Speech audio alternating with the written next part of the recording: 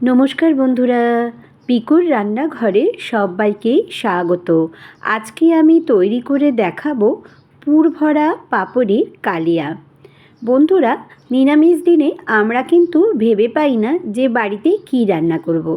তখন যদি এরকম একটা পাঁপড়ের রেসিপি আপনারা বাড়িতে তৈরি করে ফেলেন, তাহলে কিন্তু গরম গরম ভাতটা খাওয়া কিন্তু হয়েই যায়। আর বাচ্চা থেকে বয়স্ক মানুষ সবাই কিন্তু বেশ পছন্দ করবে। তাহলে চলো বন্ধুরা, করে দেখানো যাক। এখানে পুর যে ভরবো তার জন্য আলুটাকে প্রথমে সেদ্ধ করে নিয়েছি। এবার একটা তাওয়া নিয়ে দিয়ে দিলাম, তাওয়ার মধ্যে 2 টেবিল স্পুন সর্ষের তেল। তেলের মধ্যে আমি ফোড়ন হিসেবে প্রথমে হিং দেব আধ চামচে, আর দিয়ে দেব আদা কুচি। এখানে তোমরা আদা বাটাও কিন্তু দিতে পারো। আমি 1 ইঞ্চি আদাকে এখানে কুচি করে দিয়ে দিয়েছি, আর 4 থেকে 5টা কাঁচা লঙ্কা কুচি দিয়েছি। ফোড়নটা বেশ সুন্দর যখন গন্ধ উঠে আসবে, তখন যে আলুগুলো আমি সেদ্ধ করে রেখেছিলাম সেই সমস্ত আলুগুলো হাতের সাহায্যে ম্যাশ করে আমি দিয়ে দেব। এই রেসিপিটা দিয়ে গরম গরম ভাতটা ভালোই লাগবে, রুটিও কিন্তু মন্দ লাগবে না। করে কিন্তু বাড়িতে তোমরা দেখতে পারো। এবার আমি দিয়ে দিলাম এর মধ্যে পরিমাণ মতো নুন, আর হলুদ গুঁড়ো 1 চামচ, আর কাঁচা লঙ্কা যেহেতু দিয়েছি আধ চামচে লঙ্কার গুঁড়ো দিলাম।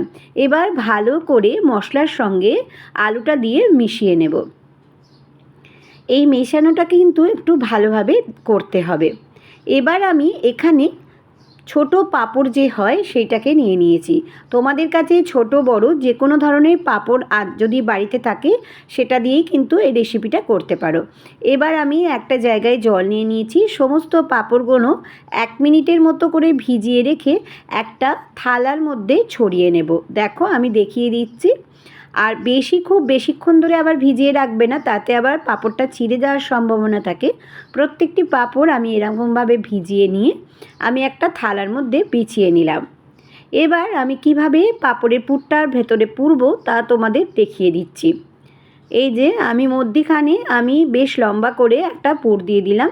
এবার দেখো পাঁপড়টার ওই দিক থেকে নিয়ে এই দিক দিয়ে যেরকম পিঠের পুর ভরে সেরকম টাইপের করে, পুলির যেমন পুর ভরে সেরকমভাবে খুব সহজ পদ্ধতিতে দেখো করে দেখিয়ে দিচ্ছি। আরও একটা তোমাদেরকে করে দেখিয়ে দিচ্ছি। বাড়িতে কিন্তু এটা সবাই করতে পারবে তোমরা। আর একটু করে জল দিয়ে দেবে, তাহলে পাঁপড়টা কিন্তু খুলবে না। আর যেহেতু ভিজিয়ে নিয়েছি, দেখো সবকটি পাঁপড় আমি করে ফেলেছি। এবার আমি কিছু মশলা প্রথমে বেটে নেব। তার জন্য মিক্সির জারের মধ্যে দিয়ে দিলাম 2টো টমেটো, 2টো কাঁচা লঙ্কা, আর 2 ইঞ্চি আদা। এবার একটু জল দিয়ে মিহি পেস্ট তৈরি করে নেব। এবার আবারও তাওয়াটা নিয়ে নিয়েছি। এবার তাওয়ার মধ্যে দিয়ে দিলাম 3 টেবিল স্পুন সর্ষের তেল। সর্ষের তেলটা যখন বেশ ভালো মতো গরম হয়ে যাবে, তখন সমস্ত পুরভরা পাঁপড়গুলোকে দিয়ে ভেজে নেব। এই সময় গ্যাসের ফ্লেমটা কিন্তু তোমরা লো টু মাঝারি করে রেখে দেবে, নাহলে কিন্তু পাঁপড় বেশি পুড়ে যেতে পারে। আর যেহেতু এটা পুরটা ভরেছ, তাতে খুলে যাওয়ারও একটু সম্ভাবনা থেকে যাবে। কিন্তু আমি দেখো প্রত্যেকটি করে তোমাদের দেখাচ্ছি, একটিও কিন্তু পুর খুলে যায়নি পাঁপড়। আর খুব ভালোভাবে কিন্তু ভাজাটাও আমার হয়ে গেছে। দেখো সবকটি পাঁপড় ভাজা হয়ে গেছে, সেটা তোমাদের দেখিয়ে দিলাম। খুব সহজেই কিন্তু বন্ধুরা তৈরি হয়ে যায়, বাড়িতে কিন্তু তোমরা অবশ্যই ট্রাই করো। এবার এর মধ্যে দিয়ে দিলাম আবারও আমি 2 টেবিল স্পুন সর্ষের তেল। তেলটা যখন বেশ ভালো মতো গরম হয়ে যাবে, তখন 1 চামচে দিয়ে দিলাম গোটা জিরে, আর একটা শুকনো লঙ্কা। যখন ফোড়নের বেশ সুন্দর গন্ধ উঠে আসলো, তখন আদা আর টমেটো কাঁচা লঙ্কার পেস্টটাকে দিয়ে আমি এর মধ্যে আধ চামচ লঙ্কার গুঁড়ো, 1 চামচ হলুদের গুঁড়ো, 1 চামচ জিরের গুঁড়ো, আর আধ চামচ ধনের গুঁড়ো দেব।